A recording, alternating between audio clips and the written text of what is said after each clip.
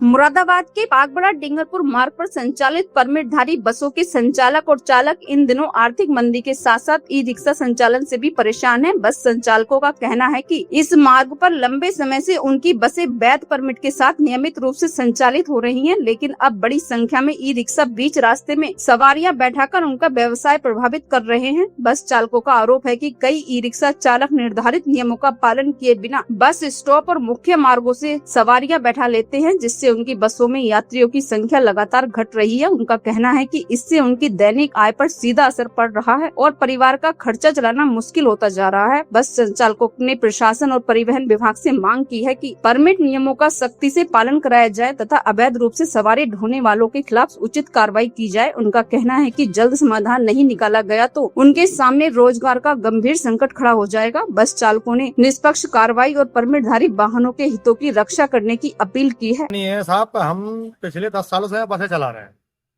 आज भी हम बसें चला रहे हैं, पर अब ये हाल ये हो गया है ई रिक्शा वालों की वजह से कि हमारे पास दाना पानी, हमारी रोटी बिल्कुल हाथ नहीं आ रही है। हमारे बच्चों मजदूरी खत्म हो गई, मजदूरी हमारी बिल्कुल खत्म हो गई। इनसे हम कहते हैं तो डायरेक्ट हमसे कहते हैं बोलो कोई माया का लाल हो जो हमें रोक के दिखाए। मारते हैं रास्तों में, बदतमीजी करते हैं, मारते हैं। अभी हमारे एक लड़का है फैजान नाम का ड्राइवर, उसको रतनपुर में घेर के मार लिया। अभी 4-5 दिन हुए, उसके नाम के FIR भी हुई है। क्या चाहते हैं आप? बस आप चाहते यही है साहब कि ये लोग रुक जाएं, कि अपने खाना कमाना को छोड़ दे के गाँवों से लेकर कस्बे तक चलाएं, हम अपने रोड पे अपनी चलाएं। बस अंदर की बागबड़ा मेरी बस चलती है, परमिट मेरे नाम का है, मैं वाहन स्वामी हूँ। यहाँ पर स्थिति आज ये हो गई है अवैध गाड़ियों की वजह से, क्या ना ही हमारी किस्त जा पा रही है और ना ही हमारा टैक्स जा पा रहा है।